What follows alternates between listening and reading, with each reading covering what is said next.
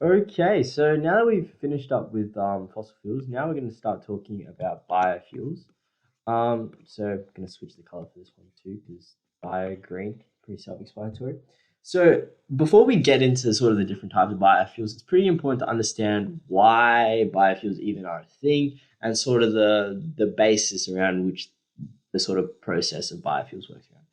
So the main thing that we want to go with biofuels is we want to think of it as a more environmentally friendly alternative um, to fossil fuels. And with this, we're really talking about carbon dioxide emissions. So let me explain how it works. So the main thing is most biofuels are going to be based on plant matter, okay? And the main way that we can use this plant matter um, to produce fuels and things like that is through the glucose that they produce through photosynthesis. So if you do biology, VCE biology, or you covered this in junior science, then you will be familiar with this equation, which is the photosynthesis equation, light and chlorophyll. Although that's not really relevant to this purpose, but still write it. That produces glucose, and it produces 6 oxygen. Now, we're not really worried with all of this. We're just worried to know that we have glucose here and we're absorbing 6 carbon dioxide from the atmosphere. And so that's good. If we want to keep a tally of this, we're plus 6 in the green if we're thinking about sort of carbon dioxide emissions versus absorption. Now, when we talk about one of the first biofuel that we're going to talk about, which is bioethanol, we're trying to convert this glucose into ethanol. So we do that through a fermentation reaction. You don't really need to know what that means, but essentially what happens is you have this, and in anaerobic or lack of oxygen conditions, you produce 2 CH3, this is ethanol, CH2OH, plus 2 carbon dioxide. Now, if we want to think about this again in the same sense, we're kind of minus 2 now. We're emitting some carbon dioxide, but that's okay. We're still total plus 4. And finally, when we combust this, we're going to have it like this with 3 O2 producing 2 CO2 and 3 water. So from production of the glucose via photosynthesis to the combustion of the ethanol as a biofuel, you would think that we are in total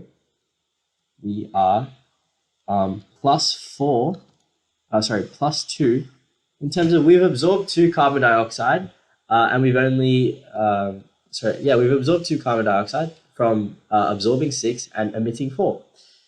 But we need to understand that bioethanol is just one biofuel, but there's also lots of different other biofuels, and not all of them follow this principle. Even bioethanol, which uses this, it cannot be considered carbon neutral. Now, carbon neutrality is pretty straightforward. It's you release the same amount of carbon dioxide that you absorb. However, we need to think about, obviously, this is from plant matter and that's from crops. Now, obviously, if we have a farm or something like that, so let's try and draw this out. So we've got some, I don't know, this might be some corn or some wheat or something, sugar cane. Anyway, we have a farm here, all right? And then we obviously have like some sort of factory in which we, try and sort of process this and ferment it. And then obviously we have like fueling stations, so a home or something like that. So somewhere where it's actually used by a consumer. Now, how are we gonna transport this this raw organic material to the factory? We're gonna have a car, and what's that car gonna do? It's gonna produce CO2. It's gonna produce lots of CO2. And the same way when we are, there's lots of different machinery that's probably not powered by biofuels within the factory. That's going to be more CO2 over here.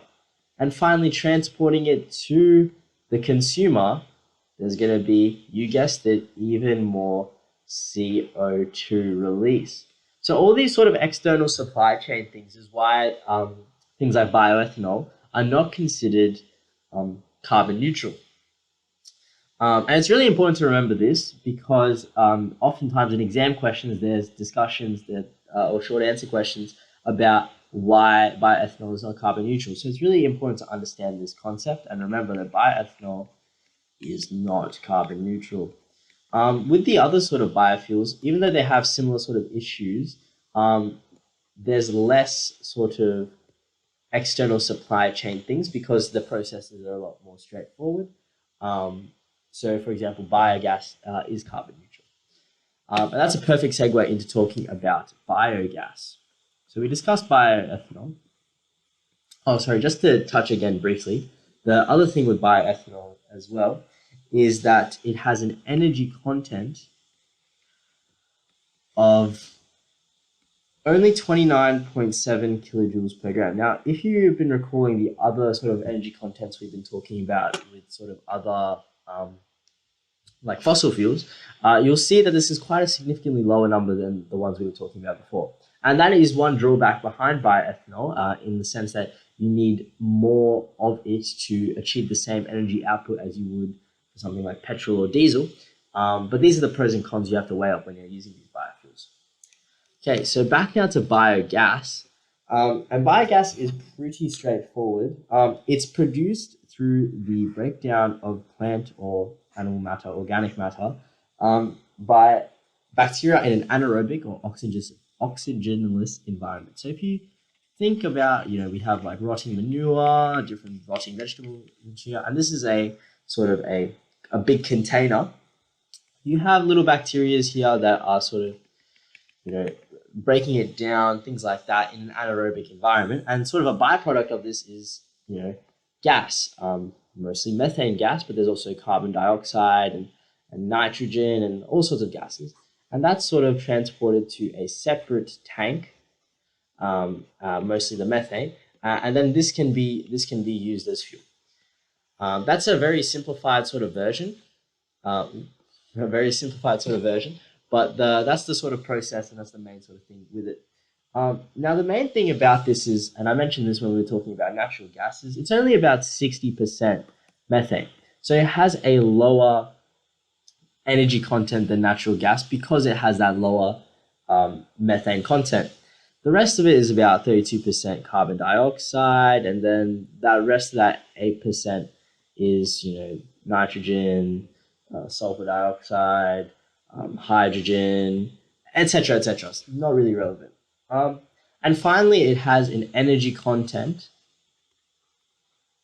of approximately 26 kilojoules per gram. And again, you'll be noticing a trend with these sorts of biofuels that they have lower energy contents than their fossil fuel counterparts, and that is a downfall of these biofuels. But they make up for it in their their relatively lower environmental impact, and also their renewable nature, which means that they can be used in a lot more of a sustainable fashion, and they're not as susceptible to things like supply chain issues or things like that. Now, the final thing the final sort of biofuel that the car wants you to know is biodiesel. And we will talk about biodiesel and petrodiesel in a different video, and I'll go pretty in depth in that because it's a whole separate dot point. But just keep in mind there is another biofuel to be aware of. Okay, so the final thing that I'm going to be talking about today is sort of the environmental impacts of these different fuels that we've been discussing. So obviously with biofuels, the whole thing is they have less of an environmental impact due to their reduced carbon emissions and things like that, whereas fossil fuels obviously have a bit more of that. So that begs the question, why is carbon dioxide so bad? It is bad because it is a greenhouse gas. Now, what is a greenhouse gas, you may ask? Now, essentially, if we can think about this as Earth, and if we put in an atmosphere here, so this is the atmosphere, obviously, if you have a lot of greenhouse gases, so that's things like this, let me just change the color here. So if you have lots of CO2 in the atmosphere here, any incoming heat from sunlight is sort of trapped in here and it can't go out. because the heat sort of remains in the atmosphere and is absorbed by the carbon dioxide, and it keeps it within this sort of area.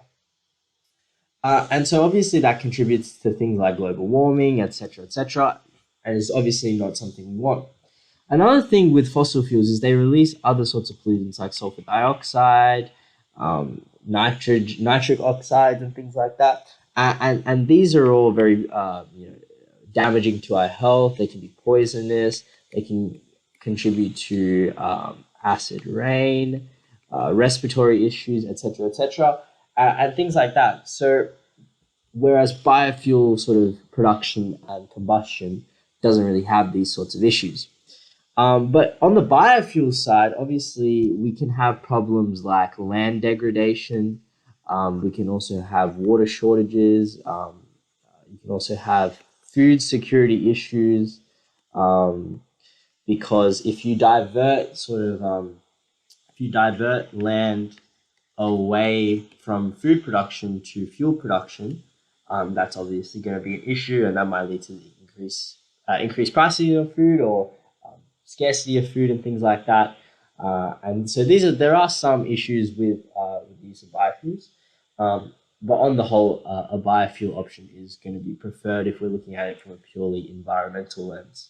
The final sort of thing is if you have things like biogas, the methane that you get from biogas is a greenhouse gas as well. So it's actually more beneficial to combust it to produce carbon dioxide, um, rather than just to release it straight into the air.